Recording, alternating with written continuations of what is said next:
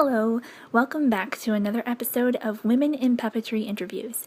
My name is Jennifer Himes, and with this project, I'm building a resource of information and inspiration on the art of puppetry.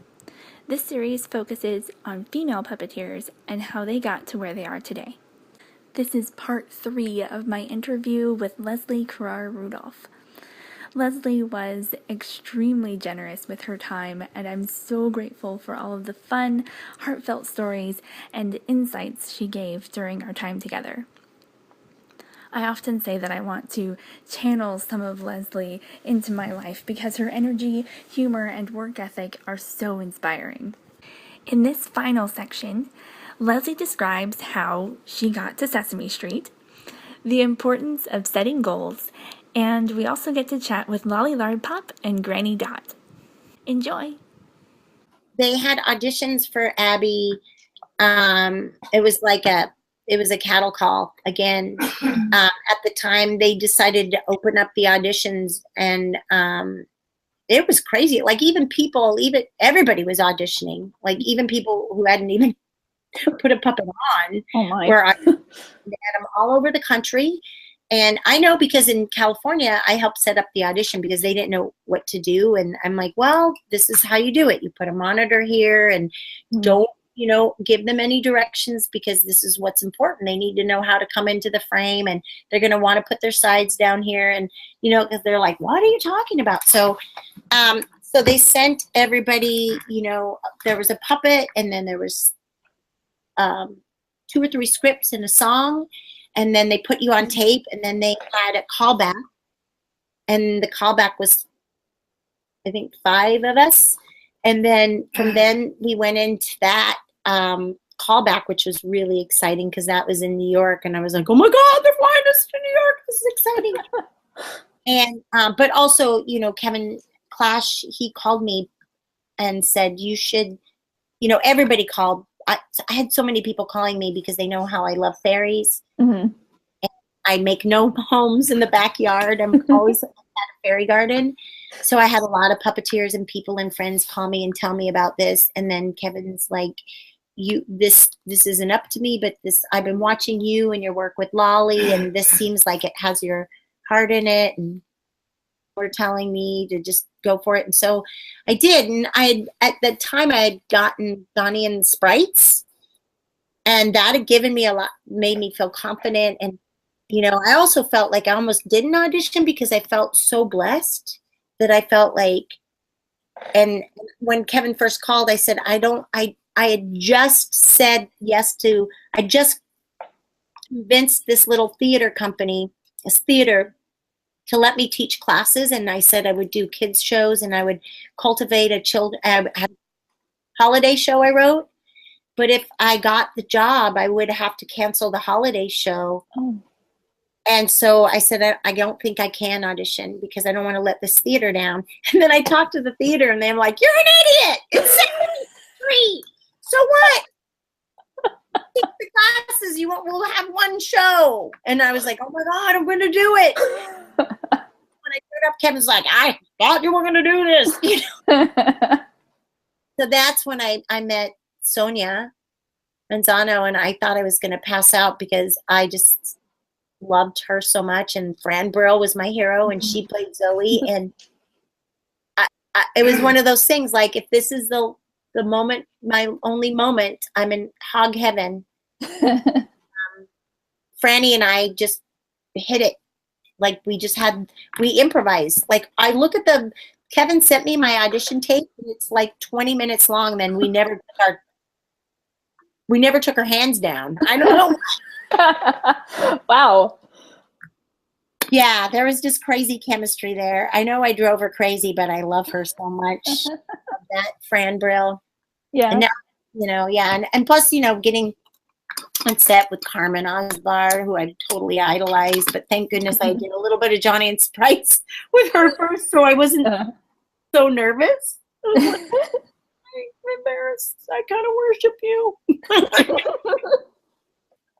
That's the one thing that I think it's amazing about puppetry and also voiceover. I love voiceover. I love animation so much, and a lot of my friends are voiceover people, and there's no, it's voiceover at least is very not competitive, because people just know either it works or not, you know. And then I think with puppetry it's the same way. Either your character, either the voice fits the character or not, because I feel like it's really about the character, you know, whether or not it's going to be authentic and true. So I just happened to have the right that day on that moment, you know. Right. To me, it was like the Olympics for me. I'm like, oh my God. I just happen to be lucky. Huh. I'm really a lucky person. So, had you ever done anything with Sesame Street before that at all? yeah, I had done the pilot version. There was a pilot test of Sesame Beginnings, and I played Cookie Monster's mom. And then I got called to do Sesame Beginnings, and I played Prairie Dawn's mom, Delta Dawn, DD, but don't call me Delta D. Those were they were outreach videos. Okay. So they were like, yeah, a little, the one-off. Okay. Yeah. Cool. But I hadn't actually done the Sesame Street thing. No, my first day on the street was my first day on the street. And I turned Oscar's sloppy jalopy into a pumpkin. And Ryan was there. And I was a nervous wreck. I was like, oh my God. Pam was assisting me because she's like, she's going to need my support. And I remember walking off set. I'm like, is that okay? And Ryan's like, you did great. And I was so glad because everybody was seasoned performers, and Ryan and I were like, whoa. Oh, that was great. I think you should just concentrate where you are and making, learning as much as you can, and not, you know, it's great to have a vision, and it's great. I mean, look, I will show you right here. This is what I have. Can you see that? It looks like a corkboard. Yeah, well, it's my bulletin board of goals, right. You know, that I set for myself, you know, and some of them are Lolly, like, you know, I have literary goals, I have singing goals, I have, you know, show goals, I have art goals, I have like, you know, I have Cheetah Rivera, you know, I have people's artwork. I surround myself with things that inspire me. So that's important. And then I journal about everything. So I think the best thing that you can do is to every day take a moment and write down what your dream and your goal is, and that you're doing something every day to work towards that. You know what I mean? Like, I'm going to make something today, or I'm going to design something, especially if you don't have the income to go to school, or, you know, there's resources out there now more than ever on the internet, you know. So if you have an idea for a character, then write a show for it. Right. That's what you do, and make it and interact. But, you know, that's what I think it is. It's so funny because Jerry Nelson was interviewed, and, you know, some people like, there's no formula. You just do what you love to do, and you find out a way to do it. And you volunteer, and you make those things happen. So there's no steps. There are people that show up and are good at the Hollywood game. You know what I mean? But I personally, as somebody who's there, I recognize that. And I am out in the world seeing shows, and if I believe in somebody, I'm going to mentor and I'm going to help them, you know? So I think you get a mentor, but just know you can go that route. You know, being at the right place at the right time and knowing people and talking to them, that's certainly helpful. I'm not good at that. That's not how I did. Everybody has a different journey. I think I think that you think what it is you love to do and make that happen. And if you want to do the kind of puppetry I'm doing, then you learn, you take monitor classes and things like that for that style, just like you would do if you were to study to be a marionettist. You have to study those people. So that'll help. Yeah. Okay. So, Lolly, Yeah. What are some of your professional goals? Oh, those are good. Well, I have quite a few. So I have a radio show style podcast called Lolly's Radio Playdate. And I like doing those. My granny Dot and we do them at home. But my professional goal would be to tour like Prairie Home Companion, or at least have some place where we have a live band. I have a live band called the Red Hot Lemonheads. So that would be my goal, is every week do a radio show with a band. My other one is I want to have my own I want an art truck. Leslie and I want to travel all over bringing arts to kids in the neighborhoods. That sounds like fun. And then I want a miniature golf course called Lolly Land. It's That'd be perfect. Camp for kids, but / miniature golf course. That would be perfect. Lolly Land. Yeah, that's what it's called. Lolly Land. I like that. Yeah. I would go to Lolly Land. Hey, could I be in the Lemonheads? I mean, I'm kind of the Red Hot Lemonheads. Yeah, because I'm yellow. Well, they're an actual band. Oh, like full on music and such. Oh, okay, never mind. Yeah, I can play guitar sometimes, but it's usually made of cardboard. Yeah, you have to use real instruments. Oh, okay. No worries, but you can sing backup. Oh, yeah. I like song. I like music and singing. So there you go. Yeah, that'd be fun. Mm-hmm. Hi. Hi, Daddy. Hi, Edo. Hi. Hi, Edo. Hi, Edo. And Lolly, I have a question for you. Sure thing. Okay. Does Lolly have cupcake? No. I wish I did. What I wouldn't give her a cupcake right now. You don't have cupcake? No. Okay, bye. See ya. What, Edo? He's got a one-track mind, Lolly, and he gets a little rude sometimes. I'm so sorry. That's okay, Edo. I completely understand. You've got your needs, and I appreciate that you're going for what you want. Yeah. Plus, you're cute. Oh, you're so cute, Edo. No, thank you. You don't know this. You don't know he's cute. That's why you get the cupcakes, because you're cute. Did you make her, Jen? I did make her. And Lolly, you're made of a sock, aren't you? Yeah. Yeah.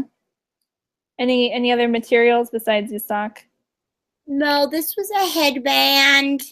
These are rubber tubes with socks on them. And there's inside me is an arm. Wow. That's amazing. Hi. Gloria. Hi. Well, I really like your hair. I can never find that straightened. It's a wig. Is it a wig? It is a wig. It was bought at the party store. And it had to be taken all apart and then put back together again and then put on me. Wow. I took the front, like the very top part of the wig, very top part, and I basically cut it in half and then like sewed it on top of itself. So that it's more just like a round piece. She's like beautiful. That. Oh, thank you. You look beautiful, Gloria. Thank you. Why don't I have nice hair like that? Your hair's nice. Lolly. Your hair is beautiful, Lolly. I love your hair.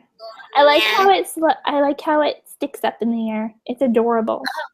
See my human exclamation point impersonation?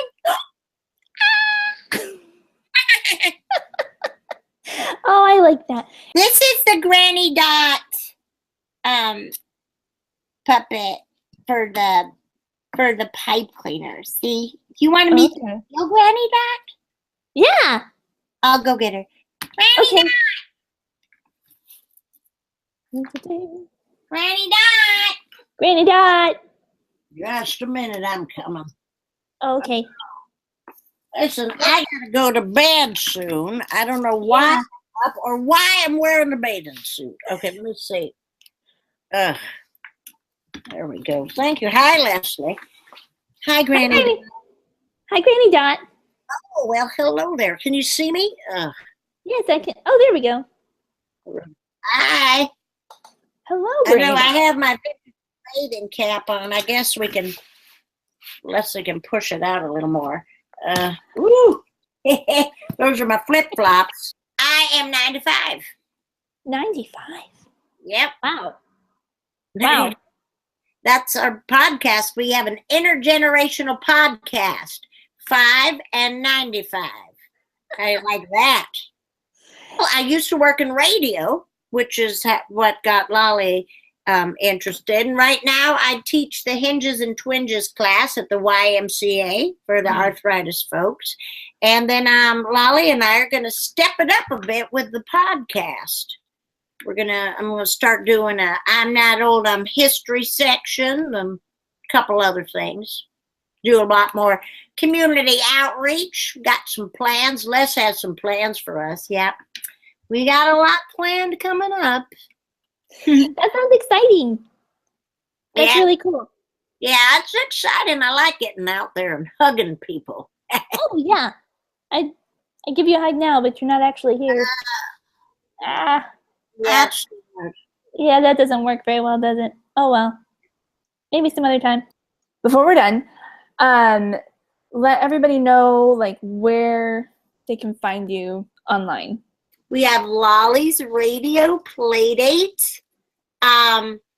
This is like one of my favorite things I do when we can. We do a live show in the community. So when you tune in, the live shows are a little bit longer. It's a Granny Dot and Lolly run it. It's a fun, entertaining Prairie Home Companion type show for kids, but there's a lot of interviews.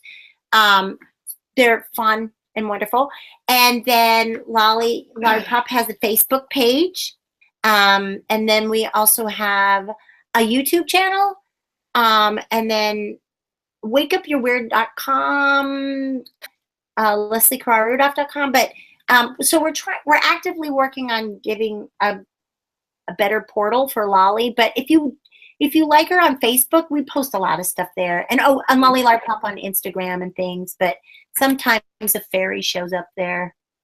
But those are all the places you could support. Okay, and I'll make sure to put them in the links in below as well. We had so much fun, Newhart. It was very fun. Newhart is making noises here because he loves Lolly. He loves her. He actually loves her. Come on up. Newhart is my baby dog. He loves me. Is this the cutest thing you've ever had on your show? I think so. Possibly. Baby banana, a puppy, and this is we're setting off cute alarms. Yes, lots of them. Thanks for watching. Hit the subscribe button and don't miss our next interview with Orlando-based puppeteer Jamie Donmoyer. Love always. Bye.